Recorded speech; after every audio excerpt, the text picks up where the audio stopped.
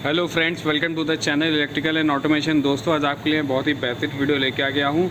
आज दोस्तों हम बात करने वाले हैं टाइप्स ऑफ सिग्नल की। दोस्तों, ऐसा होता है कि इंस्ट्रूमेंटेशन में हमारे पास जो होते हैं वो कई तरीके के सिग्नल होते हैं। हम उसको दो कैटेगरी में डिवाइड कर सकते हैं दोस्तों। एक तो होते हैं दोस्तों एनालॉग सिग्नल, जिसकी हम बात करने वाले हैं। एक है एनालॉग सिग्नल्स, ठीक है दोस्तों। एक कैटेगरी होगी सिग्नल की ये, और दूसरे हम बात करेंगे डिजिटल सिग्नल्स की, ठीक है दोस्तों। सबसे पहले मैं आपको बता दूं कि एनालॉग और डिजिटल सिग्नल्स में डिफरेंस क्या होता है। भाई ऐसा है कि एनालॉग ऐसी वैल्यू होती है जिसमें क्या होता है कि वैल्यू जो होती है वो डायनेमिक होती है, मतलब हर सेकंड्स में आपको वैल्यू मिलती रहेगी। एनालॉग वैल्यू जिसका एक पैटर्न होता है, ठीक है दोस्तों, वो होती है एनालॉग वैल्यू। और डिजिटल वैल्यू होती है जैसे या तो हाई होगी या तो लो होगी, या तो हाई होगी या तो लो होगी, यानी 1-0-1-0 की फॉर्म में रहती है, यानी 0 एंड 1 का बिट रहता है। वो होते हैं हमारे डिजिटल सिग्नल। तो दोस्तों, इंस्ट्रूमेंटेशन में एनालॉग सिग्नल और डिजिटल सिग्नल्स बहुत ही इंपॉर्टेंट है। आज हम आपको ये बताएंगे कि एनालॉग सिग्नल्स पे चलने वाली डिवाइसेस कौन सी है और डिजिटल सिग्नल्स पे चलने वाली डिवाइसेस कौन सी है। दोस्तों, हर बार देखिए, अगर आप हमारे चैनल में पहली बार आए हैं तो इस चैनल को सब्सक्राइब करना ना भूलिएगा, क्योंकि इस चैनल पर ढेर सारे आपको इलेक्ट्रिकल एंड ऑटोमेशन, इलेक्ट्रिकल से रिलेटेड वीडियो मिल जाएंगे। तो दोस्तों, सबसे पहले स्टार्ट करते हैं एनालॉग सिग्नल कितने तरीके के होते हैं। तो दोस्तों, एनालॉग सिग्नल दो तरीके होते हैं। एक होता है एनालॉग इनपुट, और दूसरा दोस्तों होता है एनालॉग आउटपुट। तो दोस्तों, जैसा कि इसका नाम है एनालॉग इनपुट, एनालॉग इनपुट मतलब ऐसा सिग्नल जिससे हम इनपुट लेते हैं, और एनालॉग आउटपुट जिससे हम सिग्नल देते हैं। अगर हम पहले एनालॉग इनपुट की बात करें, यानी शॉर्ट में बोले तो एआई की बात करें, तो एआई वो सिग्नल्स हो गए जिसमें हम सिग्नल आते हैं। फॉर एग्जांपल, सपोज़ करिए एक मोटर है आपकी, ठीक है दोस्तों। मोटर जो है वो एक वीएफडी से चल रही है, मोटर जो है वो एक वीएफडी से चल रही है। तो दोस्तों, हमारे पास इंस्ट्रूमेंटेशन में इस वीएफडी का डाटा चाहिए। तो सपोज़ करिए वीएफडी के जो आरपीएम है, यानी जो आरपीएम चल रहे हैं, उसकी कोई ना कोई वैल्यू होगी कि 1200 आरपीएम पे चल रहा है। तो ये जो 1200 आरपीएम जो है वो आपके डीसीएस में वैल्यू आएगी। इसकी जो वैल्यू आएगी वो दोस्तों क्या होगी, वो होगी एआई।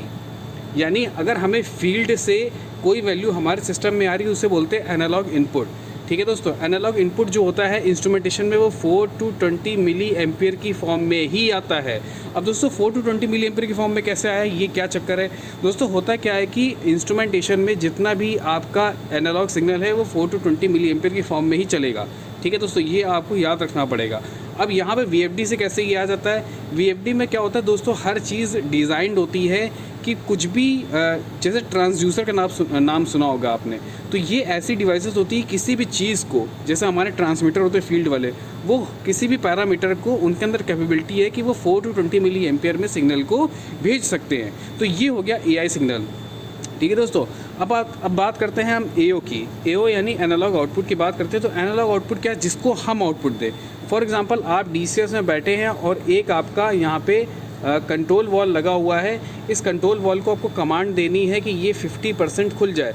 50% का मतलब दोस्तों कितना हुआ, 12 मिली एम्पियर। यानी आपने डीसीएस या स्काडा से या पीएलसी से 12 मिली एम्पियर, यानी आप 50% की कमांड देंगे तो यहाँ से एनालॉग आउटपुट 12 मिली एम्पियर जाएगा और वो मेरे वॉल को ओपन कर देगा। तो दोस्तों, इस तरीके के सिग्नल्स को बोलते हैं हम एओ सिग्नल, ठीक है दोस्तों। ये हो गया हमारा एओ सिग्नल। अब जैसे एआई सिग्नल और क्या क्या हो सकते हैं, जैसे फॉर एग्जांपल हमारा आरटीडी हो गया, थर्मोकपल हो गया, और प्रेशर ट्रांसमीटर हो गया, वैक्यूम ट्रांसमीटर हो गया, लेवल ट्रांसमीटर हो गया, पीएच हो गया। ये जितने भी सिग्नल्स हैं हमारे, ये जो आते हैं फील्ड से, ये दोस्तों एनालॉग इनपुट होते हैं, क्योंकि ये हमारे पास आते हैं। अब एनालॉग आउटपुट की बात करें, जैसे सपोज़ करिए आपको स्पीड की कमांड देनी है, स्पीड की कमांड देनी है, तो आप क्या करेंगे, एओ देंगे मोटर को, यानी ड्राइव को देंगे। आपको कोई वॉल चलाना है, इतने मैनुअल में इतने % चलना चाहिए, तो वो भी आपका एनालॉग आउटपुट हो गया है, ठीक है दोस्तों। तो ये सारे थे एनालॉग आउटपुट की बात। अब हम बात करते हैं डिजिटल सिग्नल्स की। तो डिजिटल सिग्नल्स में भी दोस्तों उसी तरीके से जैसे वहाँ पे थे दो, वैसे यहाँ पे भी क्या है, एक आपका आएगा डिजिटल इनपुट, ठीक है दोस्तों। डिजिटल इनपुट आएगा और दूसरा आएगा आपका डिजिटल आउटपुट। तो दोस्तों, जो फील्ड से हमारे पास आएगा वो इनपुट हो जाएगा, और जो हम देंगे वो आउटपुट हो जाएगा। तो सबसे पहले हम डीआई की बात करते हैं कि डिजिटल इनपुट क्या क्या आते हैं। सपोज़ करिए आपका क्या है कि एक मोटर है, मोटर का एग्जांपल लेके चलेंगे तो आपको सारे समझ में आ जाएंगे, मोटर की काफ़ी चीज़ें कवर भी हो जाएंगी। मोटर स्टार्ट हो चुकी है, ठीक है, तो उसका रन का फीडबैक आएगा। रन का क्या आएगा दोस्तों? फीडबैक। यानी हमारे DCS को ये पता चलना चाहिए, DCS को ये पता चलना चाहिए कि मोटर हमारी रन चुकी है, तो वहाँ से एक क्या आएगा? DI आएगा। ठीक है दोस्तों, DI आएगा, वो हमें DCS को बताएगा कि भाई मेरी मोटर जो है वो चल चुकी है, यानी वो रन कर रही है। तो मेरी DCS में ऑपरेटर को दिखा देगा कि हाँ रन कर रही है। ठीक है दोस्तों, तो ये हो गया आपका DI, digital input. For example अगर मैं लेना चाहूँ, फॉर एग्जांपल जैसे आपका कोई कंट्रोल वॉल है, कंट्रोल वॉल में आपने एक लिमिट स्विच लगा रखा है। क्या लगा रखा है? Limit switch. यानी जैसे ही कंट्रोल वॉल पूरा फुल्ली ओपन हो जाएगा, वो लिमिट स्विच एक्ट कर जाएगा, तो उसका सिग्नल भी हमारे DCS में आ जाएगा। तो वो भी सिग्नल दोस्तों क्या होगा? वो DI सिग्नल होगा। ठीक है दोस्तों, तो यानी DCS में कोई भी इनपुट अगर आ रहा है फील्ड से, इसमें 420 मिली एम्पीयर की फॉर्म में नहीं आता है, या तो हाई आएगा या तो लो आएगा। ठीक है दोस्तों, अब हाई लो क्या हो सकता है? हाई लो में वैल्यू होती है दोस्तों। हमें खाली क्या होता है, इसकी वायरिंग का वीडियो ऑलरेडी हमने बना रखा है कि अब आप सोच रहे होंगे, जैसे मैंने आपको बताया कि 420 मिली एम्पीयर आता है, तो आप ये सोच रहे होंगे कि DI में सिग्नल कैसा आता है। DI में दोस्तों कई तरीके की चीज़ें होती है। DI में सिग्नल्स या तो DI के सिग्नल में या तो वायरिंग में कोई सिग्नल घूम के जाता है, या चाहे वो AC हो, चाहे वो DC हो, या DCS में भी घूम के आता है। ठीक है दोस्तों, तो मैं एक वीडियो आपको डिस्क्रिप्शन में दे रखूँगा वायरिंग का, तो आपको समझ में आ जाएगा कि इसमें क्या घूमता है। क्योंकि पर्टिकुलरली कोई चीज़ बताना DI या DO में क्या घूमता है हम आपको नहीं बता सकते, हमको एक कॉन्टैक्ट चाहिए होता है। ठीक है दोस्तों, अब हम डिजिटल आउटपुट की बात करेंगे। डिजिटल आउटपुट जैसे फॉर एग्जांपल हमने मोटर का एग्जांपल दे दिया, मोटर को आपको DCS से क्या करना है? स्टार्ट करना है। तो DCS से आपने क्या किया? स्टार्ट का पुश बटन दबा दिया, तो वहाँ से एक DO की कमांड चली गई और मेरी VFD को जाके उसने कमांड दे दी और मेरी मोटर क्या होगी दोस्तों? स्टार्ट हो गई। उसी तरीके से डिजिटल आउटपुट का और क्या हो सकता है? आपको स्टॉप करना है मोटर को, आपको मोटर को स्टॉप करना है, तो आपने एक DO का सिग्नल दिया, वो VFD में गया मेरा, और मेरा मोटर जो है वो ऑफ हो गया। तो ये था डिजिटल आउटपुट और डिजिटल इनपुट, और ये था एनालॉग इनपुट और एनालॉग आउटपुट।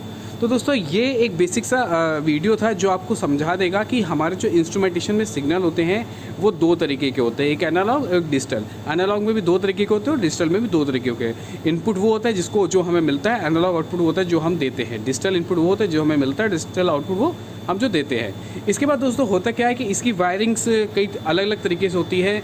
अब एनालॉग इनपुट भी क्या होता है, 2 वायर भी हो सकता है, 3 वायर भी हो सकता है, 4 वायर भी होता है। ठीक है दोस्तों, तो ये इसका वीडियो भी मैंने ऑलरेडी बना रखा है। अगर आप पहली बार देख रहे हैं तो हम डिस्क्रिप्शन में इसका वीडियो दे देंगे, आप उसको जाके देख सकते हैं। इसके अलावा एनालॉग आउटपुट बहुत सिंपल होता है। डिजिटल इनपुट में कई तरीके के होते हैं। डिजिटल में इनपुट दोस्तों वेट कॉन्टैक्ट होता है एक तो, और एक होता है ड्राई कॉन्टैक्ट। ठीक है दोस्तों, तो वेट कॉन्टैक्ट क्या होता है जिसमें हम सप्लाई खुद प्रोवाइड करते हैं, और ड्राई कॉन्टैक्ट होता है जिसमें हम सप्लाई नहीं प्रोवाइड करते हैं। इसका वीडियो भी मैंने बना रखा है, इसका वीडियो भी मैं डिस्क्रिप्शन में आपको दे दूंगा, आप उस पर ज़रूर देख लीजिए। तो मुझे उम्मीद है दोस्तों आपको ये बेसिक सा वीडियो बहुत अच्छी तरीके से समझ में आएगा। इससे रिलेटेड कोई डाउट है तो आप हमें प्लीज़ कमेंट बॉक्स में कमेंट करके बताएं। वीडियो देखने के लिए बहुत बहुत धन्यवाद।